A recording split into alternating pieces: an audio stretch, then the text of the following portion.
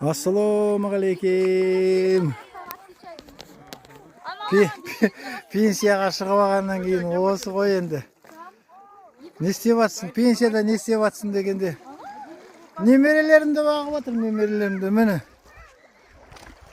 Осылардың бақташысымын қазір. Әкеп суға жайып жатырмын. Суға шомылып алсын деп. Аналар палаткаға кіріп алды жатыр. Бағана мына жағалауда ешкім жоқтында. Толды ненің жағалауы, көлдің жағасы. Мына жақта қаншама кісілер келіп жатыр, мына жақтан келіп жатыр.